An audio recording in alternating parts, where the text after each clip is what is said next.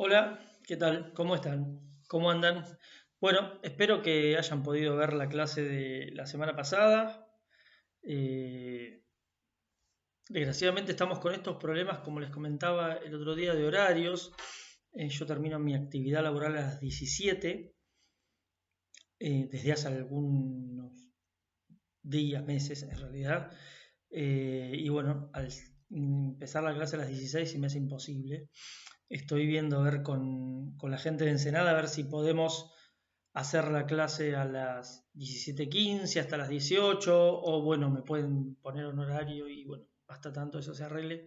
Seguiremos con este tipo de encuentros, lo cual no obsta, mañana les voy a mandar un mensaje bien temprano a que 17:10, 17:15 yo estoy de mi lugar de trabajo al estudio, hay 5 o 6 cuadras. Así que nos podemos encontrar, igualmente conectar, ver si tuvieron algún problema o alguna duda sobre la temática. Vamos hoy a hablar algunos principios, algunas cuestiones de principios que tiene el Código Civil, algunas diferenciaciones terminológicas para que ustedes comprendan antes de introducirnos de lleno en las dos temáticas importantes que vamos a ver en este primer cuatrimestre, que son las obligaciones y los contratos. Algunos de los principios a ustedes les van a sonar muy conocidos, muy familiares. Quizás estas clases sirvan para darles un marco teórico y para ejemplificar algunos, o por lo menos que ustedes entiendan que esto que muchas veces se escucha en la calle, o estas cosas que muchas veces le escuchamos a la gente hablar, o en los medios, o en la prensa, realmente existen y están contempladas en nuestra legislación, en este caso de lo que vamos a hablar hoy, en nuestra legislación eh, civil y comercial. Uno de esos principios es el principio de buena fe. El principio de buena fe tiene recepción en el artículo 9 del Código Civil y Comercial y habla de la necesidad de ejercer esos derechos de buena fe. Bien, los sujetos, las personas al obrar, deben obrar con honradez, deben obrar con honestidad, con lealtad y en la creencia de que se está actuando desde ya correctamente. Esto es lo que pedía, por ejemplo, la ley de sociedades, el actuar como un buen hombre de negocios. Y este principio de buena fe es algo que presume la legislación. Bien. Nosotros, por tanto, no podemos aprovecharnos cuando contratamos o cuando se genera alguna obligación del otro. Tenemos que obrar de buena fe. Si no, podemos incurrir en una figura que también contempla el Código Civil y Comercial, que es el abuso de derecho. El artículo dice, se los leo ahora. Abuso de derecho: el ejercicio regular de un derecho propio o el cumplimiento de una obligación no puede constituir como ilícito ningún acto. El ejercicio es regular. Bien. Y continúa, la ley no ampara el ejercicio abusivo de los derechos. Se considera tal al que contraría los fines del ordenamiento jurídico o el que excede los límites impuestos por la buena fe, la moral y las buenas costumbres. La legislación civil y comercial hace mención de estos conceptos, buena fe, moral y buenas costumbres, a lo largo de todo el código. El juez debe ordenar, le impone la obligación al juez de ordenar lo necesario para evitar los efectos del ejercicio abusivo o de una situación jurídica abusiva. Y si correspondiera, procurar la reposición al estado anterior y fijar una indemnización. Bien, el abuso de derecho está, la verdad que, desplegado en todo el ámbito de derecho. Por ejemplo, en el derecho comercial, cuando se habla, que también está en el código, el abuso de la posición dominante, bien, la posición dominante en el mercado que tienen algunas empresas.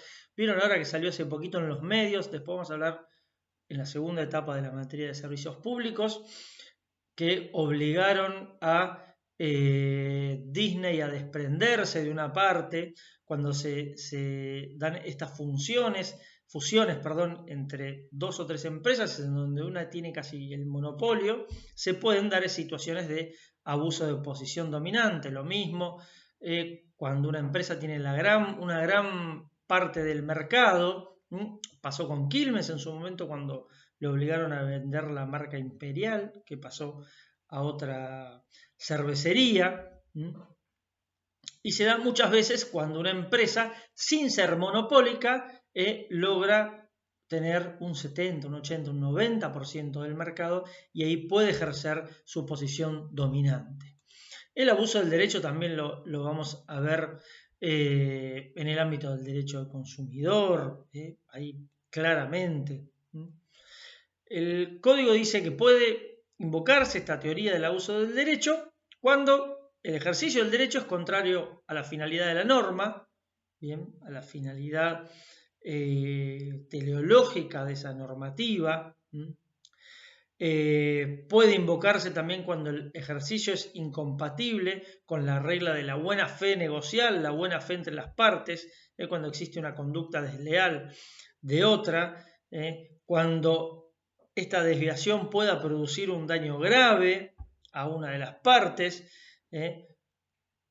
aún sin que exista culpa, es decir, aún y menos aún dolo.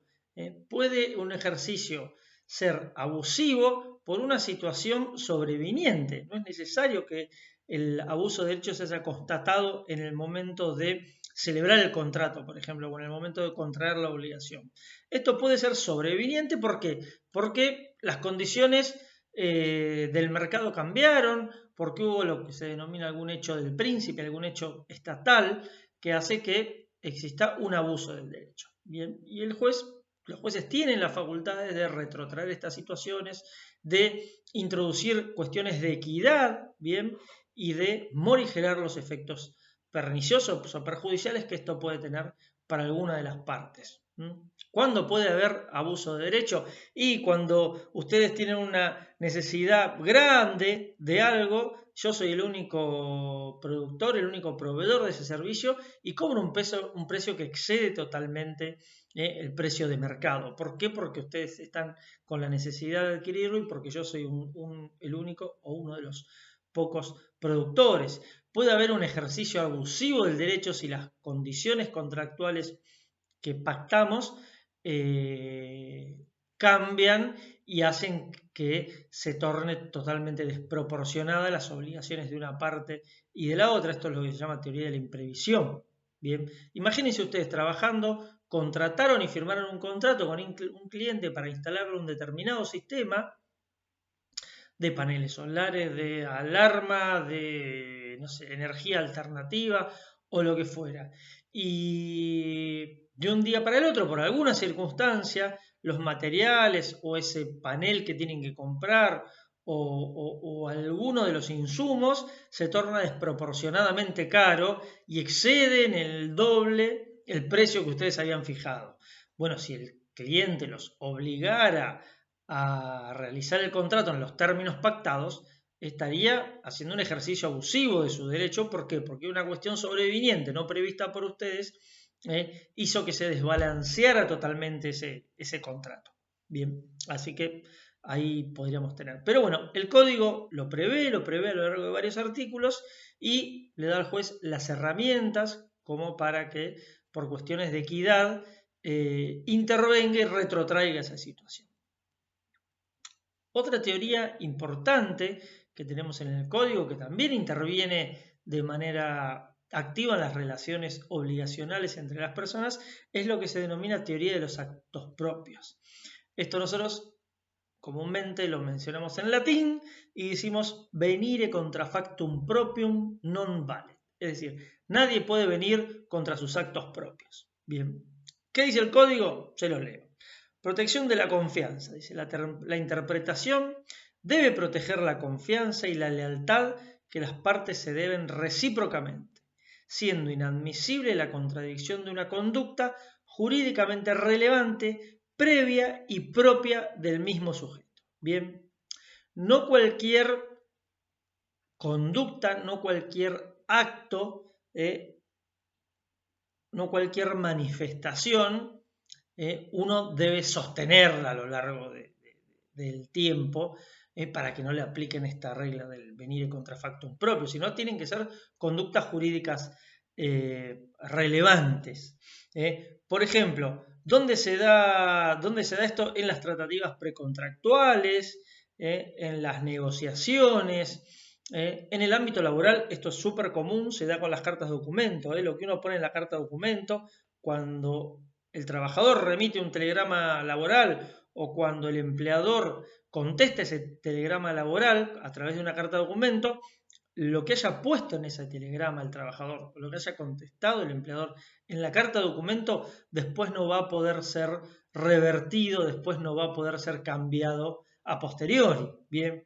Si ustedes me mandan una carta de documento diciendo que yo los tengo en negro, y yo les digo que ustedes cobran, no sé, X cantidad de dinero y están trabajando en media jornada y demás, cuando contesto la demanda no puedo negar que ustedes son trabajadores míos. No podría contestar la demanda y decir, mire, desconozco a esta persona, no sé quiénes son, no trabajan para mí.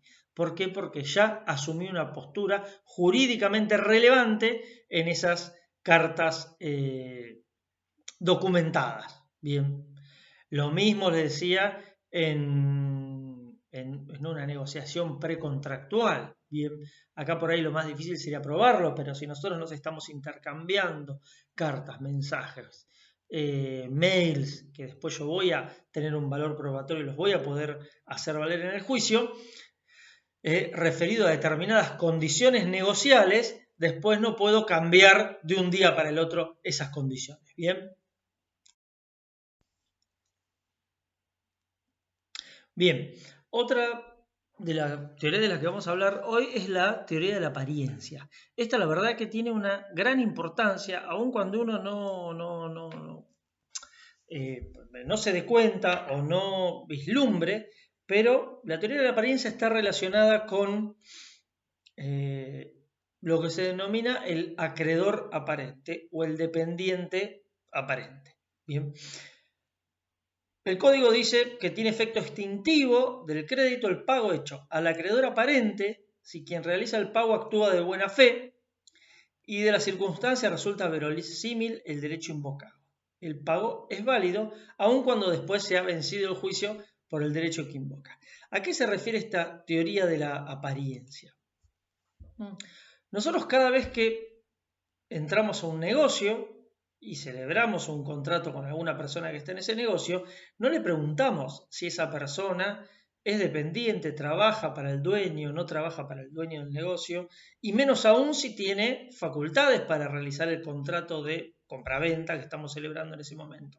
Uno no entra al negocio, aun cuando compre algo caro. Uno no entra a Frávega y se compra un televisor de, no sé, 100.000 pesos y le pregunta a la persona que se lo vende si esa persona tiene facultades otorgadas o tiene un poder del dueño como para celebrar ese contrato en el cual a mí me van a entregar un televisor y yo le voy a entregar dinero. Esto es por la teoría de la apariencia. Yo contrato, voy a la playa, contrato la carpa y le pago a un muchacho que está en la playa y le pago una suma interesante de dinero. Bien, y ese es un contrato que no es por escrito, que es verbal, que lo celebro con alguien que está dentro de un establecimiento, pero que no sabemos si es representante o no del establecimiento.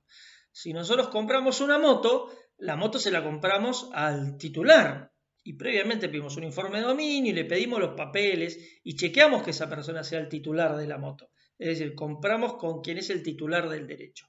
Pero en general, en los contratos que realizamos día a día, prima esta teoría de la apariencia. Yo estoy celebrando un contrato con alguien que aparentemente es quien tiene facultades o poder para celebrar ese contrato. Voy a cancelar una deuda al banco, voy a cancelar una deuda, una financiera, una tarjeta de crédito y metiendo una persona en el mostrador. No me atiende un abogado que me diga, pase, yo soy apoderado, tengo facultades de percibir dinero y demás. Y esto a veces uno lo hace sin darse cuenta. Si ustedes seguramente tienen un juicio con un cliente mío y le deben dinero y vienen al estudio y me tienen que dejar a mí, no sé, 50.000 pesos, van a decir, espere, usted tiene facultades para recibir el dinero, se lo puedo dejar a usted, hablo con su cliente, a ver si se lo dejo a usted y se lo queda. Le va a llegar a su cliente o quiero el recibo firmado por el cliente. Muchas veces a mí me dicen, no, yo quiero el recibo firmado por el cliente, por fulanito, no por usted. Entonces yo le muestro el poder y le digo, ve que yo tengo poder para percibir sumas de dinero en nombre de esa persona. Bien, esto lo hacemos, o mucha gente lo hace en el estudio, pero no lo hacemos cuando vamos a pagar la tarjeta de crédito.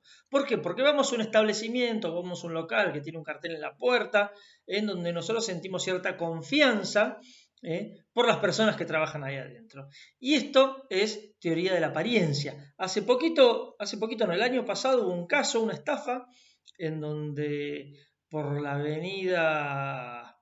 no sé si, no me acuerdo si no era Antártida Argentina, por allá por Independencia al fondo, habían puesto un local que decía Vapropagos, con un cartel verde igual que los de Vapropagos, el cartelito en la puerta, y una persona empezó a cobrar impuestos. Tenía sellos apócrifos y estuvo una semana. A la semana se ve que a alguien no le apareció el pago o alguien se avivó y lo denunció. Cuando fue la policía cerraron y se fueron. Bien, pero ahí el acreedor no puede, el Banco Provincia o Telefónica o no sé, Movistar, si yo había ido a pagar mi celular. El Movistar no me va a poder reclamar que el celular estaba impago. Bien, ¿por qué? Porque yo no tengo obligación de pedirle a donde voy a pagar, al Vapropagos o a Ripsa o a un Rapipago, el contrato que ellos tienen con Movistar, por el cual Movistar los autoriza a pagar. Yo voy, tiene un cartelito de Movistar, la persona que me atiende me dice, sí, cobramos Movistar, me pone un sello y listo, yo me fui.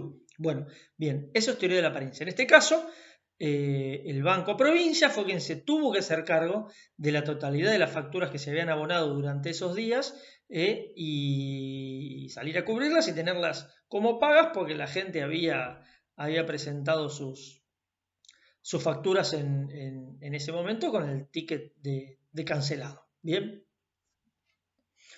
Otra cuestión que vamos a ver relacionada con esto del ejercicio abusivo de los derechos es el tema de los derechos colectivos y los derechos individuales, o los derechos colectivos y los derechos subjetivos. Bien, recuerdan que esta categoría de derechos subjetivos y derechos objetivos ya la habíamos visto.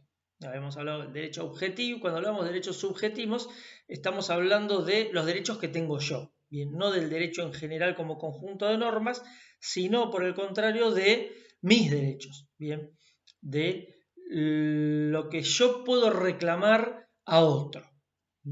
Eso hablamos cuando hablamos de derechos subjetivos. Nosotros, cuando hablamos de categorías de derechos, hablamos de una categoría de derechos que es quizá más importante que estos derechos subjetivos, y son los derechos colectivos, bien, esos que se llaman derechos de incidencia colectiva, esos derechos de tercera generación se denominan ahora. Bien, la ley establece el código, no ampara el ejercicio abusivo de los derechos individuales cuando estos puedan afectar derechos de incidencia colectiva en general. Básicamente, ¿a qué está referido esto? A los derechos medioambientales, al derecho a la salud y demás.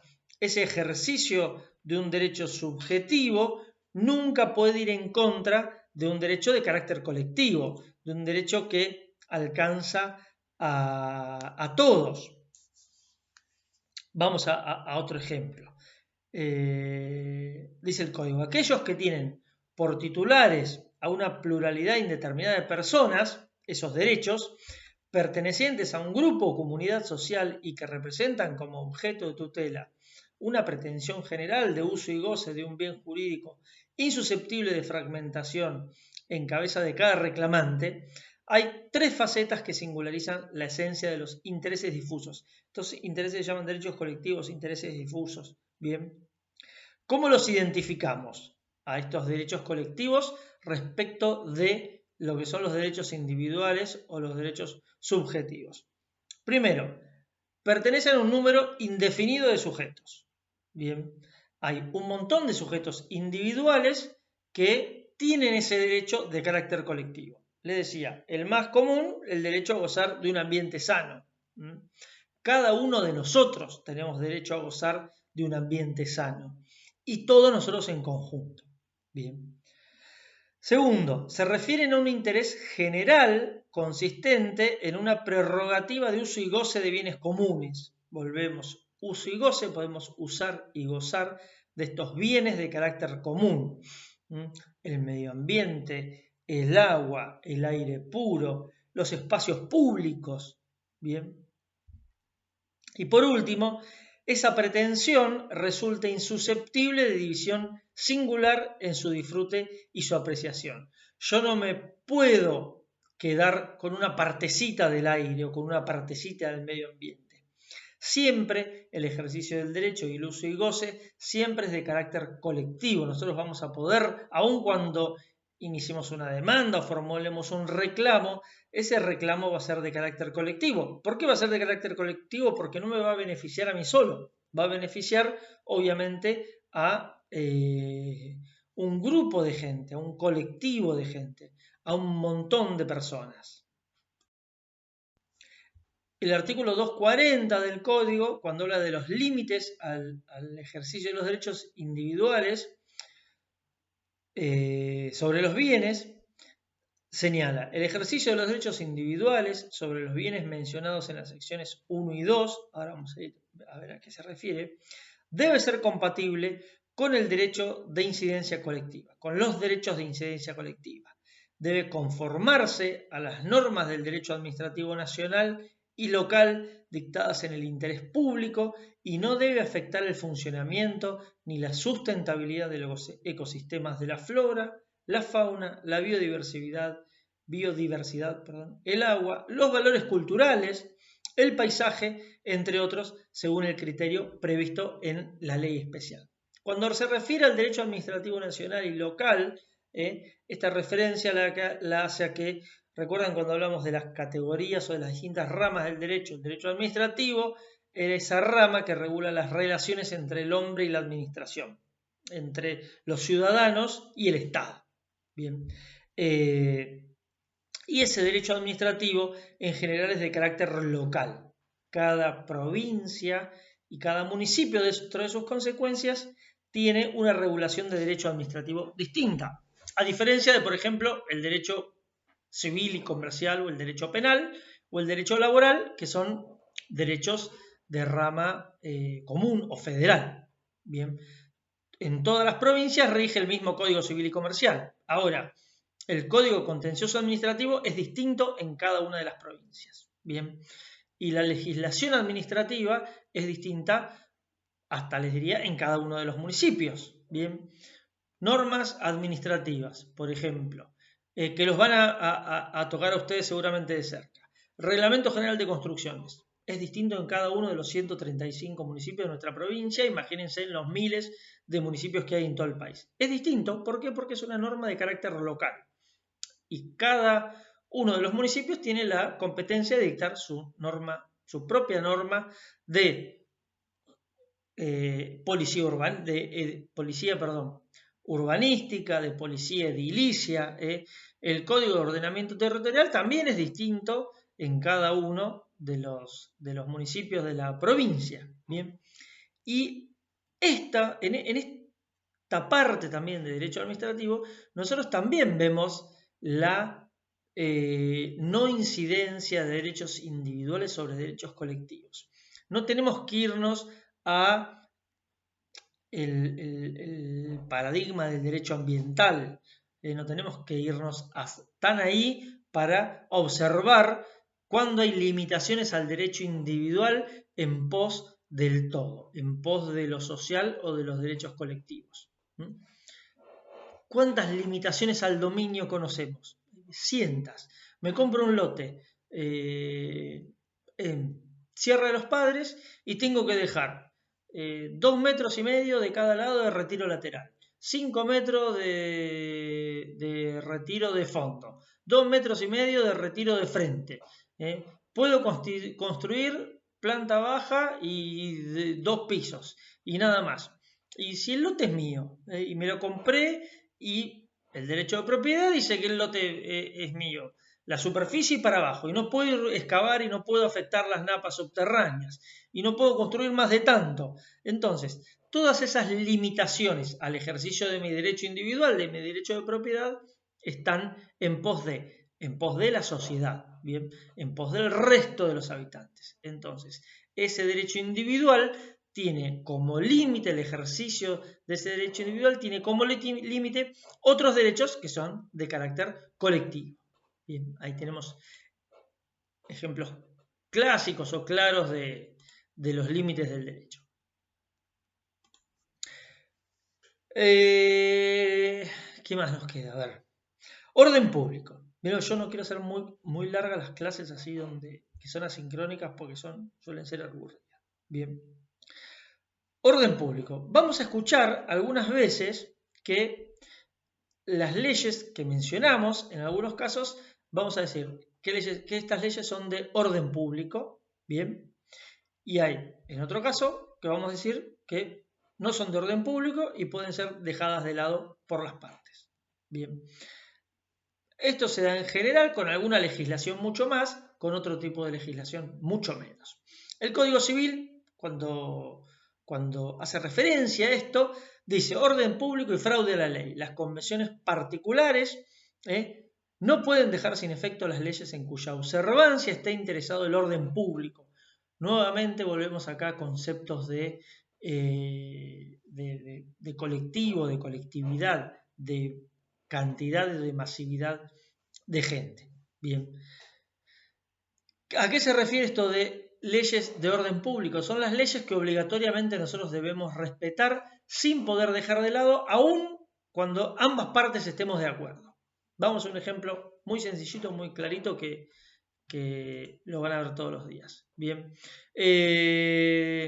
Contrato de locación. Vieron que se está discutiendo desde hace tiempo la modificación de la ley de locación, la ley de locaciones urbanas, básicamente,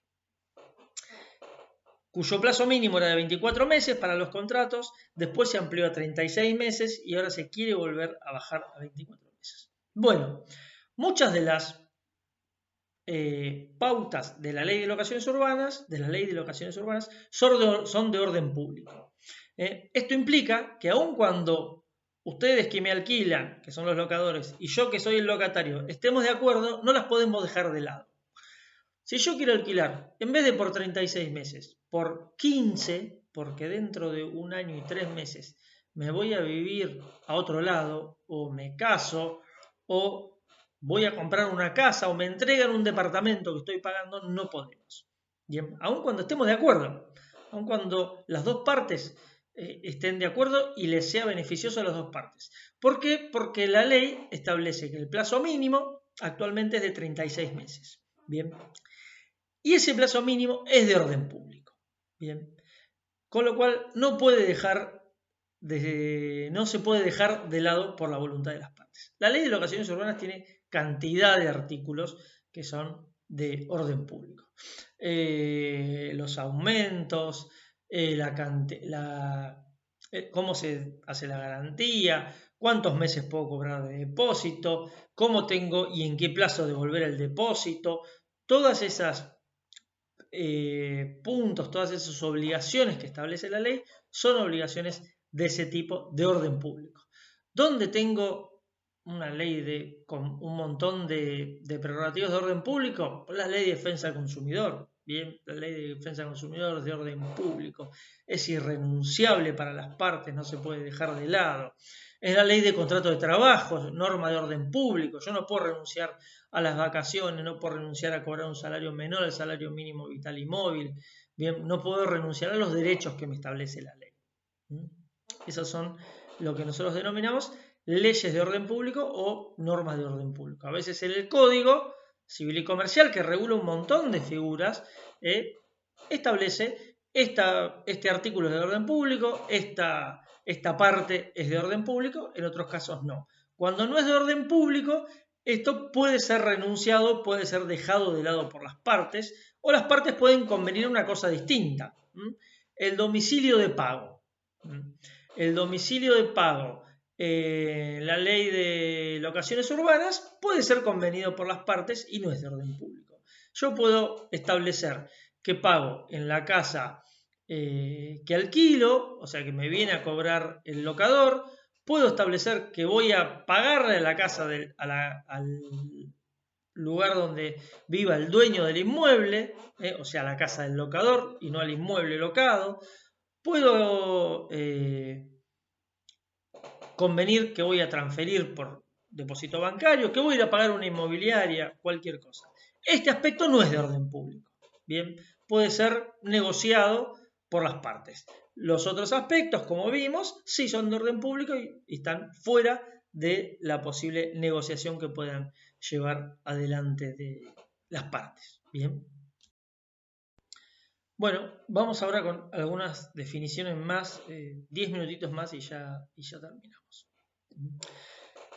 Estamos con los primeros artículos del Código Civil. Ahora vamos a ir con el artículo 15, que habla de los derechos, de los bienes. Vamos a empezar a meternos en esa terminología. El artículo 15 habla de la titularidad de los derechos y dice: las personas son titulares de los derechos individuales sobre los bienes que integran su patrimonio conforme lo que se establece en este código. Bien. Bienes y cosas. Después trata de diferenciarlos de una manera no muy clara. Dice: los derechos referidos en el primer párrafo del artículo 15, el que leímos antes, esos derechos económicos, pueden recaer sobre bienes susceptibles de valor económico. Bienes susceptibles de valor económico. Esos bienes pueden ser materiales o inmateriales. Bien. Los bienes materiales se denominan cosas. Es el término jurídico y el término propio. Cuando nosotros hablamos de una cosa, hablamos de un bien material susceptible de apreciación económica, susceptible de valor económico.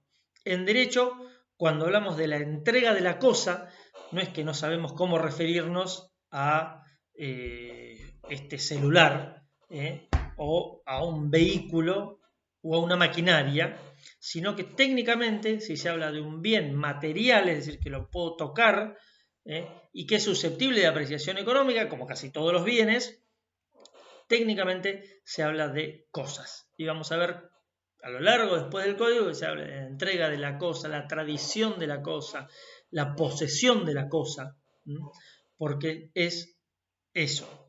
Y las disposiciones que son referidas a las cosas, es decir, a esos bienes materiales susceptibles de apreciación económica, también son aplicables a la energía, que si bien es inmaterial, es susceptible de valor económico, y a las fuerzas naturales, dice el código, puestas al servicio del hombre. Ahora me preguntarán ustedes, ¿qué pasa con esos bienes que no son materiales, que son inmateriales y que son susceptibles de apreciación económica? ¿Cómo se denominan? Bienes.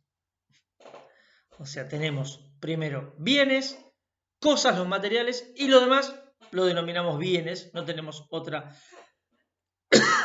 terminología. Bien, así que en esto el código nos quedó corto en esta definición. Los bienes son patrimonio, conforman el patrimonio, son sujetos de valor económico o de valor pecuniario. Si son materiales, si los podemos tocar, los podemos percibir, son cosas. Si son inmateriales, se denominan bienes. El patrimonio, dice el código, constituye una unidad jurídica, una masa abstracta, independientemente de los elementos que puedan ingresar o salir desde el patrimonio. Bien, e independientemente de los elementos que integran el patrimonio. El patrimonio puede ser muy amplio, hasta puede ser nulo. Pero cuando hablamos de patrimonio, hablamos de una unidad jurídica conformada por una serie de bienes. A ver, en el patrimonio de una persona están su casa, su auto, el dinero que tiene en el banco, el dinero que tiene por cobrar, las cuentas que tiene por cobrar, su ropa, sus zapatos, su computadora, todas las cosas materiales y los bienes inmateriales que son susceptibles de tener un valor. Bien, todo eso conforma el patrimonio. ¿Puede ser nulo el patrimonio? Sí puede ser nulo. Una persona que anda caminando por la calle, probablemente su patrimonio sea nulo. Puede ser cero. No tiene dentro de ese patrimonio ningún bien susceptible de apreciación económica. Pero el patrimonio es una unidad jurídica. Cuando se afecta el patrimonio, se está afectando a ese conjunto de cosas, a ese conjunto de bienes y cosas susceptibles de un valor económico o de una apreciación económica. Ahora, también hay, me olvidaba, cuando hablamos de bienes, también hablamos de qué otras cosas tienen valor económico y son inmateriales o no son objeto de percepción, no se pueden tocar. Los derechos. Bien. Muchas veces los derechos tienen mucho mayor o más valor económico que las cosas físicas, que las cosas que se pueden tocar. Pensemos hoy en cosas inmateriales como las criptomonedas. Vale más un Bitcoin, un Ethereum, un, no sé, Luna que un dólar o que un peso, que de última es algo material más allá de que tenga un valor fiduciario. Bien. Es inmaterial, no se puede tocar, pero es un bien. Y si yo tuviera que describir mi patrimonio, voy a describir también, voy a incorporar dentro de mi patrimonio esas criptomonedas que tengo. O más aún, a ver, tampoco se pueden tocar los NFT, los Non-Fungible Tokens. No sé si se pronuncia bien así, pero vieron esto que también está muy de moda, que me compro una fotito intervenida artísticamente por alguien y soy dueño en realidad de un código de computación, porque la foto en sí no existe, no la tengo colgada en la pared. Y la puedo tener colgada en la pared como la puede tener cualquier persona en el mundo, pero yo soy dueño del código originario de ese token no fungible. Bien. Antes damos ejemplos mucho más sencillos, como eran los derechos de una obra literaria, los derechos de una canción. Bien, algo totalmente, no se puede tocar una canción, se puede escuchar, se puede percibir por los sentidos, pero no es un objeto material. Un descubrimiento industrial, una idea, puede tener mucho más valor. Una marca, bien, la marca es algo no percibible, no es algo material, pero puede tener mucho más valor la marca que los elementos corpóreos que están por detrás de la marca. Es más cara la marca McDonald's que los edificios que son de McDonald's. Bueno, y así tenemos 1000 ejemplos. Es más cara la marca de Coca-Cola que todas las fábricas de Coca-Cola juntas. Bien. Y ahí tenemos bienes que no son cosas, que son derechos y que son mucho más caros, su valor es mucho más elevado que el de las cosas que están asociadas a esos bienes. Bien. Por el otro lado hay derechos que, si bien pueden tener un valor, no es un valor económico, no es un valor dinerario. Bien. ¿Cuáles son esos derechos? Por ejemplo, los derechos sobre el cuerpo humano. Los derechos que uno tiene sobre el cuerpo humano, sobre las distintas partes del cuerpo humano, no tienen un valor comercial. Sí tienen un valor terapéutico, tienen un valor afectivo, un valor científico, pero no tienen un valor comercial porque yo no puedo comerciar con las partes de mi cuerpo humano. A ver qué más. Acá nos metemos ya en temas de persona humana. Esto voy a hacer un repasito rápido de 5 minutos y mañana nos conectamos a las 5:05, 5:10 y profundizamos un poco porque son temas súper interesantes. Bien. Cuando les hablamos de persona humana, hablamos de una nueva denominación, una nueva terminología que utilizó el Código Civil y Comercial para darle a lo que antes era el término persona de existencia visible. Antes nosotros hablábamos de personas ideales y de personas de existencia visible. Ahora hablamos de personas jurídicas y de personas humanas. Bien. Los artículos 31 y 51 decían persona existencia visible y ahora hablan de persona humana. La verdad que el término persona humana es un término mucho más adecuado. Bien. Algunos refieren cuando hablan de los animales con la terminología de persona no humana. Eso hubo algún fallito hace poco en la justicia federal que negó la existencia de esta categoría.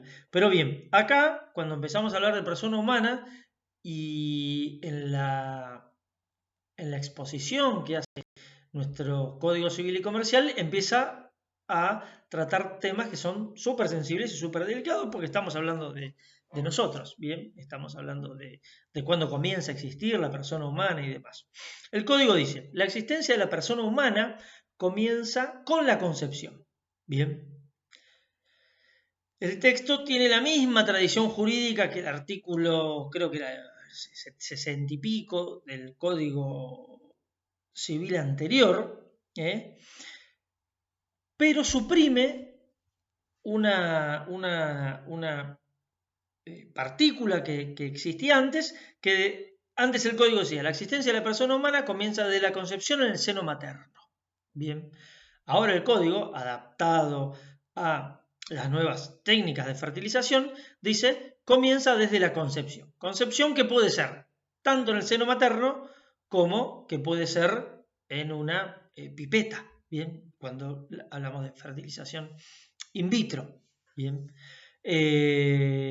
Obviamente el código de Vélez 1871 no podía prever otra concepción que no fuera en el seno materno.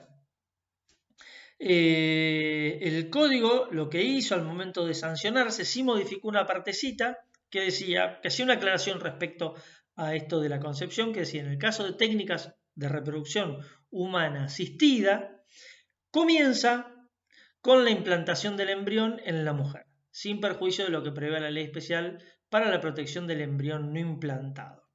La verdad que haber suprimido esta parte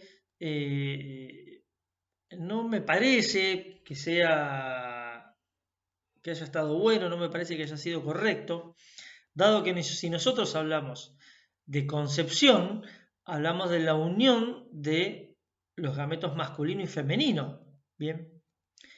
Unión que se da cuando se trata de una reproducción asistida, una fecundación in vitro, que se da en un laboratorio, ¿bien? A través de un óvulo femenino de cierto grado que está desarrollado, la introducción de un espermatozoide y la división celular que se empieza a dar en ese momento.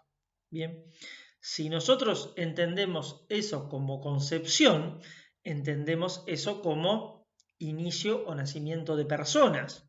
Bien, ¿qué pasa con el descarte que se produce de esos embriones que no se introducen en el cuerpo de la mujer? Bien, si yo tengo 5 embriones que están fecundados y que ya comenzaron su proceso de división celular y a la mujer le implanto 2 embriones, esos 3 embriones me quedan 2 opciones. Una es congelarlos, criopreservarlos y la otra es tirarlos, desecharlos. Bien, ¿qué pasa cuando los desecho? Bien, si no tengo esto regulado en el código y el código simplemente me dice que de la concepción, no en el seno materno, sino como fuere, ahí comienza la persona. Bien, se nos presenta un problema de gravedad. Digamos que en las clínicas de fertilización asistida estarían asesinando personas todos los días al descartar esos óvulos fecundados. Bueno, esto es un tema de mucho estudio en el ámbito de la filosofía del derecho y todo es un tema bárbaro. Se estudia en los primeros años de la facultad y la verdad que las discusiones son súper atrapantes. Llegamos a los 45 minutos, así que voy a cortar acá el video y ya les digo, mañana 5:15 nos conectamos y tenemos otros media hora, 45 minutos más de charla y discusión sobre este tema, ¿sí? Chao, gracias.